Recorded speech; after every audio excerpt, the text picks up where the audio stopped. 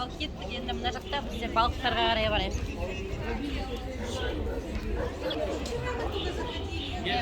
Балықтарын бастап қарай берейік. Неше түрлі болып тұргенде разные. Нет. Почем? Какие, смотря? Не знаю, а я вообще не разбираюсь. Как называется порода? Это скалярий. А? Это вот скалярия. Она большая растет. Ладошка бывает. Если большой аквариум, Ага. она будет ладошка вот такая большая. Да?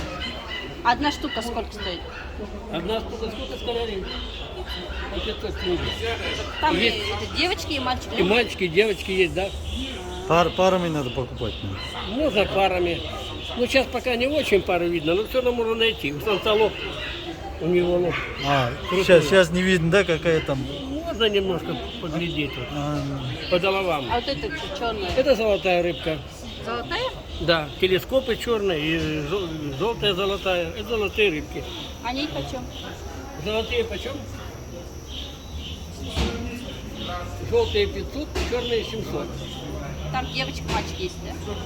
Нет, это, наверное, маленькие еще. Там еще что есть. Вот это разные, да? Вот это? Это хищники.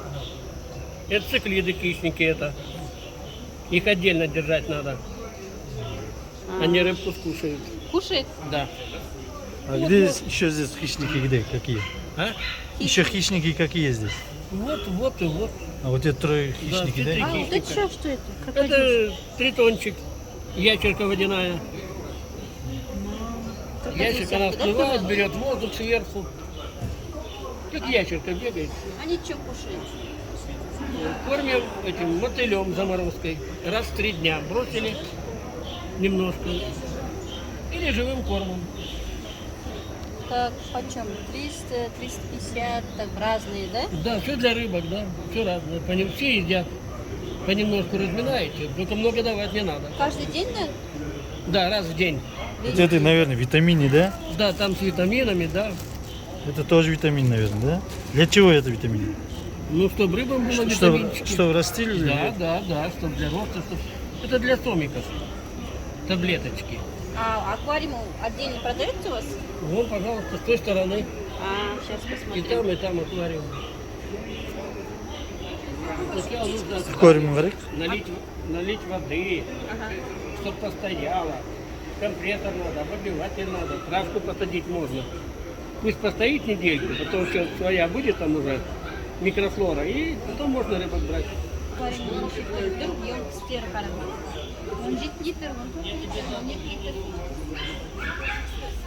Мынау тоқтары, да? Мынау бөлек қосылсын. А, мынау жоқ. Мынау да аквариум, бірақ тоғымен бірге. Үлкен кішкентай.